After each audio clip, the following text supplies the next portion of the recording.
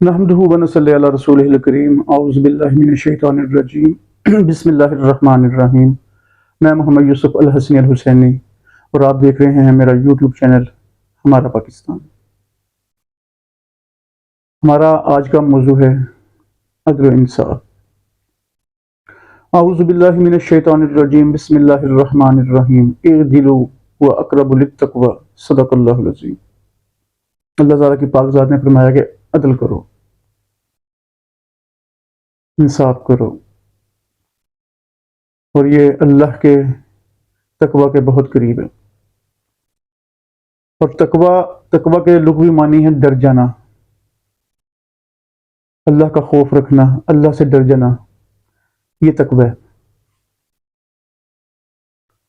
اور تقوی اسے کہتے ہیں، تقوی کہتے ہیں اس چیز کو کہ زندگی کے تمام پہلو جو ہیں وہ اس میں انسان متقی ہو، اس میں انسان تقوی اختیار کرے۔ وہ کہتے ہیں نا فلاں شخص بڑا متقی ہے جی، فلاں شخص بڑا، فلاں بیوی بڑی متقی ہے جی، فلاں بندہ بڑا متقی ہے جی، تو اس کا مطلب یہ ہوتا ہے کہ فلاں اللہ سے بہت ڈرتا ہے، فلاں اللہ کا بڑا خوف رکھتا ہے، وہ بڑا متقی ہے، اللہ کا بڑا خوف ہے اس کو، اور وہ زندگی کے تمام پہلوؤں کا احاطہ کرتا ہے۔ یہ تقوی کہ ہمارا لین دین کیا ہے، ہم اپنے لین دین کے معاملات میں، اپنے کسی سے وعدہ وعید کرنے کے معاملات میں، اپنے کاروباری معاملات میں، رشتہ داری کرنے کے معاملات میں، اور اسی طرح اگر اللہ نے کوئی پوزیشن دی ہے تو اس پوزیشن کو، اس عہدے کو استعمال کرنے کے معاملات میں اللہ نے عدل و انصاف کرنے کی سیٹ پہ بٹھا دیا ہے، اور اللہ نے کسی اور دوسری ایسی سیٹ پہ بٹھا دیا جو عوام سے متعلقہ ہو، تو اس پہ عدل و انصاف کرنا ہے، اور ان ہر چیزوں میں تقوی رکھنا ہے، یعنی کہ اللہ کا خوف شامل حال رکھنا ہے،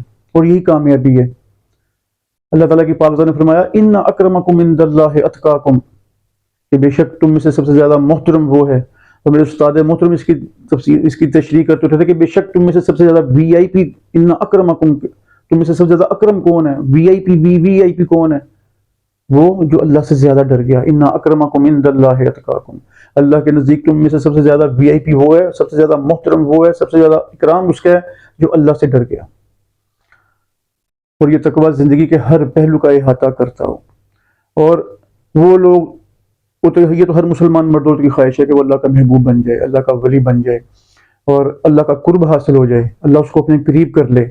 تو اس کے لیے جو سب سے بنیادی زینہ ہے وہ ہے تقوی۔ تقوی اختیار کریں اور اللہ اپنا ولی بنا لیتا ہے، انسان کو اپنا محبوب بنا لیتا ہے۔ اور یہ تقوی اختیار کرنا سمجھنے کے واجب سے بھی آگے فرض میں آ جاتا ہے کہ جب تک تقوی نہیں ہے کوئی عبادت بھی نہیں ہے۔ جب ہمیں اللہ کا خوف ہی نہیں ہے کسی کو، تو پھر باقی عبادت تو کسی گنتی میں نہیں آتی۔ اور یہ موضوع میں نے اس لیے چنا آج کہ آج 76 برس گزر گئے اس عظیم مملکت کو بنے ہوئے، اور وہ مملکت جو بنی ہی لا الہ الا اللہ کی بنیاد پر ہے۔ اور یہ لا الہ الا اللہ، یہ 1,24,000 انبیاء کرام کا پیغام ہے۔ وہ تمام انبیاء کرام جناب آدم علیہ السلام سے لے کر جناب محمد مصطفیٰ کریم صلی اللہ علیہ وسلم تک تمام انبیاء کرام صرف ایک ہی پیغام دینے کے لیے مبعوث فرمائے گئے، دنیا کو ایک ہی سبق دینے کے لیے، ایک ہی لیسن دینے کے لیے مبعوث فرمائے گئے۔ وہ سبق کیا تھا؟ لا الہ الا اللہ۔ اور یہ وہ ملک ہے جو اس لا الہ الا اللہ کی بنیاد پہ بنا، اور اس مملکت میں آج 76 برس بعد بھی جو عدل و انصاف کا حال ہے وہ ہم سب کے سامنے ہے۔ اور اس کے اس معیار کی وجہ کوئی مخصوص طبقہ نہیں، کوئی چند طبقات نہیں، کوئی ادارہ یا کوئی ادارے نہیں، یہ ہم سب اس کے مجرم ہیں، اس چیز کے ملزم نہیں، ہم سب مجرم ہیں کہ عدل کیا ہے؟ عدل کا ماخذ ہے حق، یعنی کہ سچ۔ اور میرے سارے ویلوگز بھی آپ نے دیکھیں گے زیادہ تر کہ وہ سچ کے اوپر ہی ہے، کہ سچ اختیار کرنا ہے۔ عدل کہتے ہیں کہ ایسا سچ، اور مثال کے طور پہ کوئی چیز آپ کو ملی ہے بانٹنے کے لیے، اور آپ نے اس کو اس طرح بانٹنا ہے کہ وہ بالکل جیسے تکڑی کے دو ترازو کے دو پلڑے، اور بالکل برابر، اس میں ذرا بر بھی کمی بیشی نہ ہو۔ یہ ہے عدل۔ آپ کو اللہ نے فیصلہ ساز پوزیشن پہ بٹھا دیا ہے، تو آپ جب فیصلہ کرنے لگیں تو وہ ترازو اسی طرح برابر ہوں۔ کسی کی قرابت یا کسی کی عداوت آپ کو انصاف کے تقاضے پورے کرنے سے پیچھے نہ ہٹنے دے. یعنی کہ جب آپ فیصلہ کرنے لگیں تو کسی کی قرابت میں اس کے حق میں فیصلہ نہ کر دیں حالانکہ وہ اس کا حقدار نہ ہو, اور کسی کی عداوت آپ کو اس کے خلاف فیصلہ کرنے پہ مجبور نہ کر دے صرف عداوت کی وجہ سے حالانکہ وہ اس سزا کا سزاوار نہ ہو. یہ ہے عدل و انصاف. اور اللہ کے پاک نبی صلی اللہ علیہ وسلم نے فرمایا کہ تم سے پہلے بہت سی قوموں کو گمراہ کر دیا گیا. کیوں کہ جب ان کا بڑا کوئی چوری کرتا تھا, کوئی جرم کرتا تھا تو اس کو معاف کر دیتے تھے, اور جب کوئی کمزور وہ جرم کرتا تھا, وہ چوری کرتا تھا تو اس کے اوپر حد لگا دی جاتی تھی. اور اللہ کی اور محمد صلی اللہ علیہ وسلم نے فرمایا کہ اللہ کی قسم میں محمد یہ کہتا ہوں کہ اگر میری بیٹی فاطمہ بنت محمد بھی چوری کرے تو میں ان پہ بھی حد لگا کے ان کا ہاتھ کاٹ دوں تاکہ پتہ چلے کہ انصاف ہوا ہے, عدل ہوا ہے. یہ اتنا بڑا معیار ہے عدل و انصاف کا. اور یہ تو سب سے بڑی جو ذمہ داری ہے وہ ان لوگوں پہ ہے جو عدل و انصاف کے مسندوں پہ بیٹھے ہیں, جن کو اللہ تعالیٰ کی ذات, یہ چنے ہوئے لوگ ہوتے ہیں جن کو قاضی بنا دیا جاتا ہے.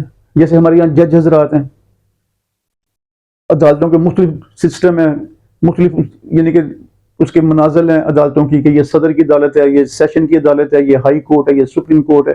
تو یہ اس کے منازل ہیں, اور ان میں بیٹھنے والے یہ چنے ہوئے لوگ ہوتے ہیں.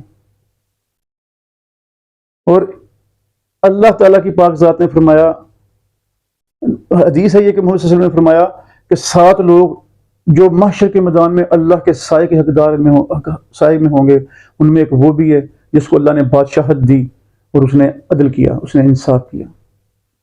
کہ جب کوئی سایہ نہ ہوگا دنیا کے اوپر, صرف اللہ کے عرش کا سایہ ہوگا, اور جن 7 خوش نصیبوں کو وہ سایہ, جن 7 خوش نصیب طبقوں کو, وہ 7 افراد نہیں ہوں گے, ہر طبقے میں بے شمار لوگ ہوں گے وہ اللہ کے ولی, اللہ کے محبوب, اور بے شمار عادل بادشاہ گزرے ہیں.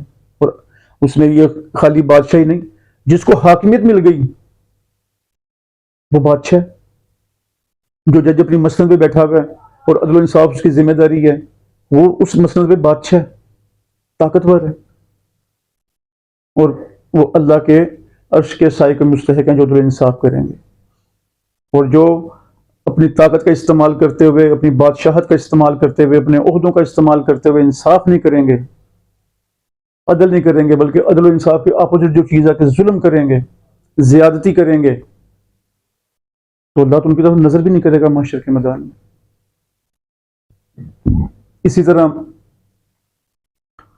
ہمارے معاشرے میں جو حال ہے عدل و انصاف کا, وہ آپ سب کے سامنے ہے. اور اس کی وجہ کیا ہے کہ ہم نے اپنے معاشرے کو, یہ میں بڑی معذرت کے ساتھ کہ ہم نے اپنے معاشرے کو جھوٹ پہ قائم رکھا ہے. جھوٹ کو ہم لوگ بشمول, شاید میرے, کوشش کرتا ہوں میں جھوٹ سے بچوں الحمدللہ, اور سچ پہ قائم رہوں, اور پوری کوشش بھی ہوتا ہوں, لیکن میجارٹی کو دیکھ لیں آپ کہ ہر چیز جھوٹ پہ قائم ہے, ہر چیز جھوٹ پہ چل رہی ہے. لوگ حق سچ کے اوپر گواہی دینے نہیں جاتے, حالانکہ قرآن پاک میں واضح ارشاد ہے اللہ تکتموا الشہادہ, شہادت کو مت چھپاؤ. لیکن لوگ دیکھتے ہوئے بھی کہ یار یہ ظلم کیا اور فلاں ظالم نے کیا, اس کے خلاف گواہی دینے کوئی نہیں نکلتا, مظلوم کا ساتھ دینے, اس کے حق میں گواہی دینے کوئی نہیں نکلتا, اور جھوٹے کا ساتھ دینے کے لیے سینکڑوں لوگ آ جائیں گے. اس کے پاس وسائل ہوں گے, طاقت ہوگی, جھوٹ سے کمایا ہوا, کرپشن سے کمایا ہوا پیسہ ہوگا, وہ کئی جھوٹوں کو خرید لے گا تاکہ آپ اس کے حق میں گواہی دیں. اور یہ کسی بھی معاشرے کی تنزیلی کی سب سے بڑی وجہ. پاکستان ہے کیا؟ ایک عظیم اسلامی فلاحی ریاست, اور جس ریاست میں عدل و انصاف ہی نہ ہوگا, عدل و انصاف کے پیمانے مختلف ہوں گے, امیر کے لیے اور غریب کے لیے, اور طاقتور کے لیے اور کمزور کے لیے, اور قرابت دار کے لیے اور عداوت ودار کے لیے, اور وہ تو فلاحی ریاست نہیں بن سکتی. آپ جدید معاشروں کو دیکھ لیں, یہ جو اسلام پہ قائم نہیں ہے, جو دوسرے مذاہب پر قائم ہے, آپ ان جدید ترین اور ترقی یافتہ ممالک کو دیکھ لیں کہ ان کا جوڈیشری نظام کیسا ہے, وہاں عدل انصاف کا معیار کیا ہے. وہاں جب کسی انسان کو کسی دوسرے انسان سے تکلیف پہنچتی ہے تو اس کو کیا کہتا ہے؟ وہ اس سے جھگڑتا ہے, اس سے لڑتا ہے, اس کو گالی گلوچ کرتا ہے؟ نہیں, وہ کہتا ہے I will see you in court, میں تمہیں دیکھ لوں گا کورٹ میں. کہ یہ ان کا اعتماد اپنے کورٹس کے اوپر، اور ان کورٹس میں جو کچھ ہوتا ہے، جو عدل انصاف ہوتا ہے، انہوں نے کہاں سے لیا یہ سارا کچھ؟ انہوں نے لیا یہ ریاست مدینہ سے، محمد صلی اللہ علیہ وسلم کی عدالت سے، انہوں نے لیا یہ خلفائے راشدین کی حکومتوں سے، ان کے عدل و انصاف سے، کہ ایک یہودی کا کسی صحابی رسول صلی اللہ علیہ وسلم کے ساتھ لین دین کا کوئی معاملہ تھا، اور یہ صحابی رسول صلی اللہ علیہ وسلم اس میں گلٹی تھے، اور جب اس نے تقاضا کیا اور وہ بار بار تقاضے کے بعد لڑائی جھگڑے کے بعد پہنچی، تو اس یہودی نے کہا کہ آؤ میں تمہارے صاحب سے معاملہ حل کرا لیتا ہوں، یعنی کہ آؤ محمد صلی اللہ علیہ وسلم سے معاملہ حل کرا لیں۔ تو ان صحابہ رسول نے کسی کا نام لیا، کسی اور صحابی کا نام لیا، نہیں آپ آؤ میں تمہارے صاحب سے، یعنی کہ محمد صلی اللہ علیہ وسلم سے فیصلہ کرواتا ہوں۔ اور جب آپ نے وہ ساری بات سنی محمد صلی اللہ علیہ وسلم نے، تو اس یہودی کے حق میں فیصلہ دے دیا۔ اور جب دربار مصطفیٰ سے باہر نکلے تو اب یہ مسلمان کو تو یہ تھا کہ شاید مجھے مسلمان ہونے کے ناطے، صحابی رسول ہونے کے ناطے مجھے کوئی رعایت مل جائے گی، لیکن نہیں، عدل کہ فاطمہ بنت محمد بھی اگر چوری کر رہی تو میں اس کا بھی ہاتھ کاٹ دوں۔ اور جب وہ باہر نکلے تو عمر فاروق آ رہے تھے، تو یہ صحابی رسول کہنے لگے ٹھہر جا، مجھے عمر سے فیصلہ کرانا ہے۔ اور جب یہ اس نے کہا تو اپنے رسول سے فیصلہ کروا کے کہہ رہا کہ میں نے عمر سے فیصلہ کروانا، تو کیسا مسلمان ہے، تو کیسا صاحبی ہے اپنے رسول کا؟ لیکن وہ نہیں باز آیا۔ عمر فاروق کو آواز دی، ان کے سامنے معاملہ رکھنے کی کوشش کی، تو اس سے پہلے یہودی نے بول پڑا کہ اے عمر، ہم اس چیز کا فیصلہ تمہارے رسول صلی اللہ علیہ وسلم سے کروائے ہیں، اور انہوں نے فیصلہ میرے حق میں کر دیا ہے۔ جب عمر فاروق رضی اللہ تعالیٰ عنہ نے یہ سنا تو ان کے چہرے پہ تغیر آ گیا، غصے سے ان کا چہرہ لال ہو گیا، کہتے ٹھہر جو، میں بھی فیصلہ کرتا ہوں اس کا۔ گھر گئے، اپنی تلوار لائی اور اس صحابی کا سر کاٹ دیا، کہ جو محمد صلی اللہ علیہ وسلم کا فیصلہ نہیں مانے گا اس کا فیصلہ عمر کی تلوار کرے گی۔ محمد صلی اللہ علیہ وسلم نے وہ معیار بنا کے دکھایا۔ اور پھر جناب عمر فاروق رضی اللہ تعالیٰ عنہ کے دور میں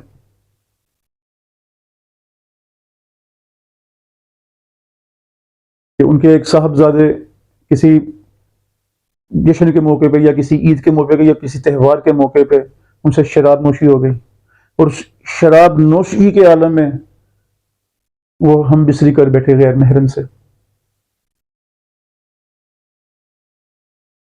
تو جب آپ عمر فاروق تک وہ بات پہنچی تو آپ نے ان پہ حد لگائی، ان کو 100 کوڑوں کی سزا دی گئی، سنائی گئی۔ اور تاریخ میں لکھا ہوا اساتذہ کرام سے میں نے پڑھا کہ 63واں جب کوڑا لگا تو آپ کے وہ صاحبزادے فوت ہو گئے، اور جب ان کو دفنایا گیا تو آپ نے فرمایا 37 کوڑے، باقی 37 کوڑے اس کی قبر پہ مارو۔ یہ عدل و انصاف، اور یہ شرعی حد لگانے کے تقاضوں میں عدل و انصاف قائم کرنا۔ اور آج ہمارے معاشرے میں کیا ہو رہا ہے؟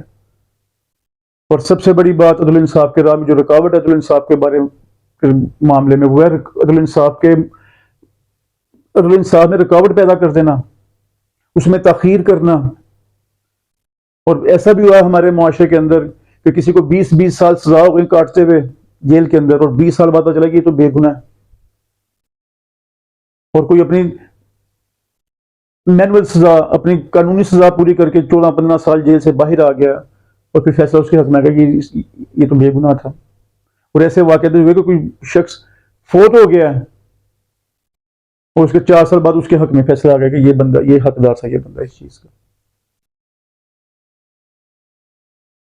تو یہ تو عدل انصاف نہیں ہے۔ یہ تو عدل انصاف کے راستے میں رکاوٹ کرنے کا مطلب ہے کہ عدل انصاف کو ڈینائی کرنا، اس کا انکار کر دینا۔ جو انگریزی میں کہتے ہیں the delayed injustice is denied injustice, تاخیری حربے استعمال کرنا، انصاف میں تاخیر کرنا، یہ بھی اسی زمرے میں آتا ہے۔ اور جب تک ہم عدل و انصاف پر قائم نہیں کریں گے اپنے معاشرے کو، جب تک ہم عدل و انصاف نہیں کریں گے، اور جن کو یہ وسائل ملے ہیں، جن کو یہ طاقت ملی ہے، جن کو یہ عہدے ملے ہیں، وہ عدل و انصاف نہیں کریں گے، نہ فلاحی ریاست مل سکتی ہے، نہ خوشحالی آ سکتی ہے۔ خوشحالی کے لیے اور فلاح کے لیے عدل و انصاف کا ہونا سب سے پہلا جز ہے۔ اور جو ریاستیں اور جو ممالک عدل و انصاف پر قائم نہیں ہیں وہ زیادہ دیر قائم نہیں رہتے. ظلم پر تو قائم رہتے ہیں لیکن بے انصافی پر قائم نہیں رہتے. اس لیے انصاف سب سے پہلی چیز ہے جس کو لاگو کرنا، جس کو جاری و ساری کرنا کسی بھی فلاحی ریاست بننے کے لیے، اس ریاست کے عہدے داران کے لیے، وسائل والوں کے لیے، طاقت والوں کے لیے بہت ضروری ہوتا ہے. آپ اٹھا کے دیکھ لیں ترقی یافتہ ممالک کو، تو ان کی خوشحالی، اس کی وجہ کیا ہے؟ اس کی وجہ یہ عدل و انصاف ہے ان کا. اور آپ دیکھ لیں کہ ترقی پذیر ممالک جتنے بھی یہ ممالک غریب ہیں، ان میں عدل و انصاف کا معیار کیا ہے؟ بشمول پاکستان کے. یہاں عدل و انصاف کا وہ پیمانہ ہی نہیں ہے. امیر کے لیے اور نظام ہے، غریب کے لیے اور نظام ہے، چاہے وہ عدل و انصاف کا نظام ہے، چاہے وہ تعلیم کا نظام ہے، چاہے وہ صحت کا نظام ہے، چاہے وہ حکومتی وسائل میں شراکت کا نظام ہے. یہاں یہ عدل و انصاف ہے کہ طاقتور اور وسائل والوں کو تو 50-50 روپے کے سٹامپ پر بیرون ملک علاج کی سہولت بھی دے دی جاتی ہے، اور پھر وہ اشتہاری مجرم پاکستان سے باہر بیٹھ کر پاکستان کی تقدیر کا فیصلہ کر رہے ہوتے ہیں. یا یہ پیمانہ عدل و انصاف کا. میں سیاست نہیں کرتا، نہ میرا سیاست سے کوئی تعلق ہے، لیکن یا یہ پیمانہ عدل و انصاف کا. اور بے گناہ لوگ پتہ نہیں کب کب سے جیلوں میں پڑے ہوتے ہیں، کوئی ان کا پرسان حال ہی نہیں ہوتا. اور اس چیز کو ہم نے چینج کرنا ہے. کس طرح؟ ہم نے سچ پہ قائم ہونا ہے، ہم نے سچ بولنے والے کا ساتھ دینا ہے، ہم نے سچ پہ قائم رہنے والوں کا ساتھ دینا ہے، اور ہم نے سچ کو اپنے اوپر لاگو کرنا ہے. میں اپنے ہر ولاگ میں یہ بات کرتا ہوں کہ سچ کو قائم کرو. کہ محمد صلی اللہ علیہ وسلم کی تعلیمات میں جو چیز سب سے بنیادی تھی وہ تھی سچ. کردار مصطفیٰ سے آپ نے جب سیکھنا ہے تو سب سے پہلے آپ نے کیا سیکھنا ہے؟ سچ، صادق ہونا، صدق کا قائم کرنا. جب تک ہم صدق قائم نہیں کریں گے تب تک ہم فلاح پانے والوں میں سے نہیں ہوں گے. اور یہ کوئی مشکل کام نہیں ہے.